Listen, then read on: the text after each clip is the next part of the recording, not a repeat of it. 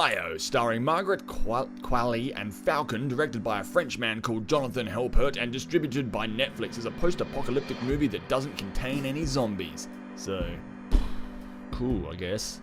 Here's what happened. Quick plot! Global warming and pollution from humans fucks up the planet, and Earth's atmosphere greatly starts to break down. Topical much? But instead of a gradual decay, something unspecified happens, an environmental shift of sorts, and things go from a slow deterioration to a rapid planet fuckery. Toxic gas floods the world, and air becomes so toxic to almost all life forms, including, of course, humans, but instead of turning them into something cool like zombies or mutants, it just kills them. Aww. It also kills most other life forms, trees, shrubs, cats and dogs and dolphins, bees, Brazilian three-banded armadillos. I mean, probably they didn't specify, they left that one up for us, the audience, to decide. Anyway, a few pockets of breathable air remain, but scientific predictions show that those few oases are only temporary. The cold, harsh inevitability of total planetary extinction is inevitable. So the planet's nations got together to send everyone to space. Hurrah! To a colony, a big space station basically that orbits Io, a moon of Jupiter. This was called the Exodus Program. Slowly over the years, the ships have been leaving Earth, taking people to this new colony. As scientist, Dr. Henry Walden was under the belief that through his research, life on Earth could be saved via genetic mutations, allowing humans and animals to adapt to the new toxic atmosphere. The movie picks up when one of the last colony ships is about to leave, and we are introduced to Dr. Walden's research assistant, Sam. She is living in one of the few remaining pockets of breathable air. She grows her own food, but has to manually pollinate the plants as nearly all bugs are dead. Basically, she forces the plants to bone. She's continuing Dr. Walden's research when this random hunk floats down out of the sky. Mika, played by Anthony Mackie. And that's where the story more or less starts. So, long story short,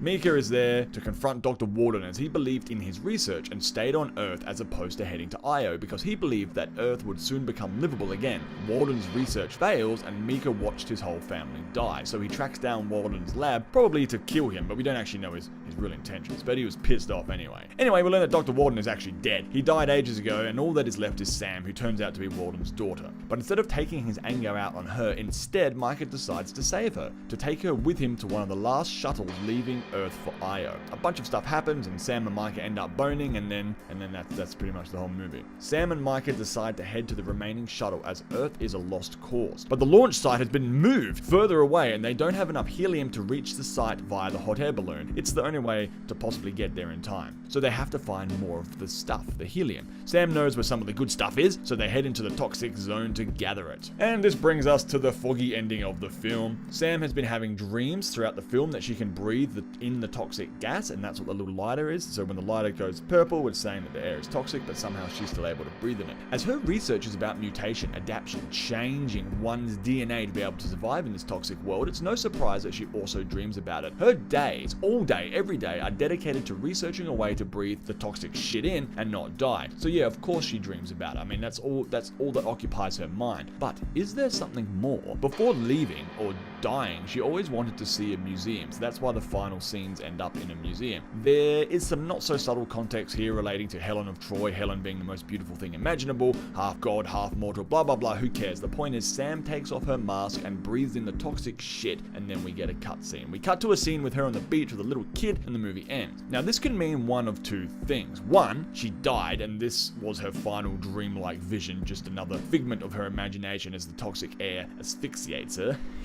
Or two, which is what I like to think really happened, the experiments worked and she has mutated, adapted to live in this new atmosphere. She can breathe the air, and when she got rammed by the Falcon, she conceived a child who also shares the mutation, allowing them to live in this new world. This is also supported by the fact that when she came onto Micah, she said something like, "We must," or "we need to," referring to sex. So maybe two things here. One, following her father's insight, she believed that human relationships are more important than science, which was her father's final message, and she wanted to fill the D once before she died, or before Micah left. You see, after her long-distance boyfriend left the colony to hit up another star system, Sam, knowing she would never see her boyfriend again, realized there was nothing left for her on the Io colony, and thus decided to stay on Earth to either die or adapt. And so she wanted to feel that intimacy once before she snuffs it. Or two, which is what I like to believe, she wanted the jizz so she could create a mutant kid kid. Maybe conception was the key to the transformation, or maybe she just didn't want to be alone and she thought this was the only way. So the scenario I believe is that Micah left to the Io colony unknowingly leaving his kid behind, and Sam and her child have mutated to live in this new world. They've adapted to the toxicity. The experiments worked, but not the way people were led to believe. They couldn't reverse the toxicity, the gas, they couldn't get rid of it or fix the atmosphere, but they could change themselves to live amongst it. And this is evident by Sam and her kid chilling on the beach, breathing in the no longer toxic, at least not to them, air. So Sam lives and gets to stay on Earth and boogie with a new breed of humans, the next step in the evolutionary chain. Wow, wow, wow, that's the end, I reckon. So what did you think happened in Io? Did Sam die? Did she evolve into a new type of human? Did she find other mutants or make more of them? Or is it just her and her kid left on Earth to procreate? Yuck! Leave a comment and let's get a friendly discussion going. Don't forget to subscribe for more garbage from me, Jacob XP, and thanks for watching, nerds. Now you're cool.